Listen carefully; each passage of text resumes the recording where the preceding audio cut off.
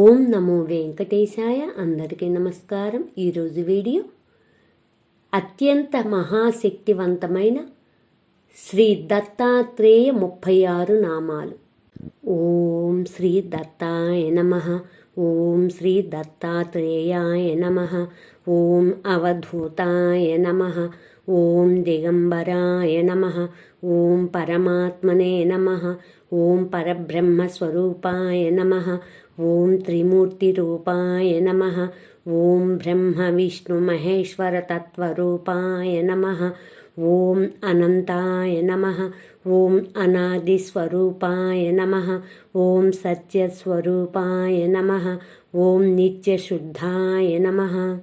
ఓం నిత్యబుద్ధాయ నమః. ఓం నిత్యముక్తాయ నమః.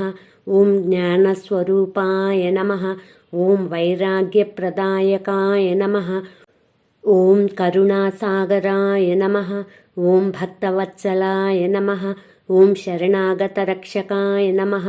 ఓం భవభయనాశనాయ నమః. ఓం సర్వదుఃఖనివారణాయ నమః. ఓం సర్వపాపక్షయకరాయ నమః. ఓం సర్వరోగనివారణాయ నమః. ఓం సర్వసిద్ధిప్రదాయకాయ నమః. ఓం సర్వమంగళస్వరూపాయ నమః. ఓం శాంతస్వరూపాయ నమః. ఓం దయామయస్వరూపాయ నమః. ఓం గురుస్వరూపాయ నమః.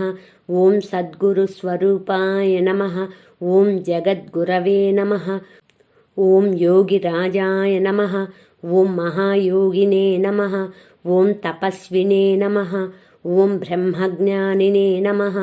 ఓం పరమగురవే నమః. ఓం శ్రీ గురు దత్తాత్రేయాయ నమో నమః. Please subscribe, please like, share, comment. మరిన్ని శ్లోకాలతో నెక్స్ట్ వీడియోలో కలుద్దాం. ధన్యవాదములు.